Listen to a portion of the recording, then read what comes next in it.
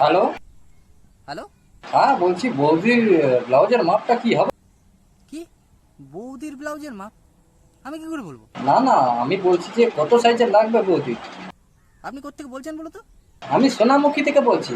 সোনামুখী গাছি। কি হলো? আপনি এক কাজ করুন, 36, 24, 36 করে দেন। কি ব্লাউজের মাপ ওরকম হয় নাকি? মেয়েদের তো এটাই পারফেক্ট মাপ। কি লোক রে বাবা, নিজের বউয়ের ব্যাপারে এরকম বলছে? কিছু বলছেন?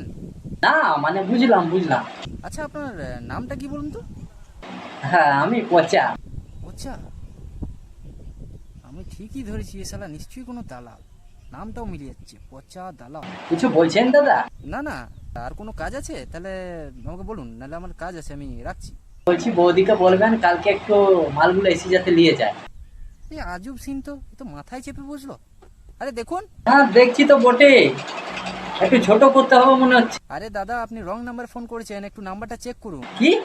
আপনার ভুল হয়েছে, আমি একটু ফাঁকা ছিলাম, ওই জন্য একটু মজা করছিলাম, সরি। রাখ রাখ তেরি মা কি রাখ। আরে বাবা, কি হলো, কাকে বকছো? কি রকম লোকজন আজকাল থাকে, ফোন নাম্বার প্রথমে বলতে পারে না, পুরো কথাটা শুনে কি মেরে নিল।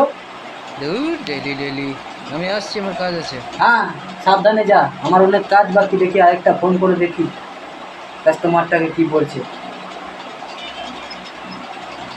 হ্যাঁ হ্যালো।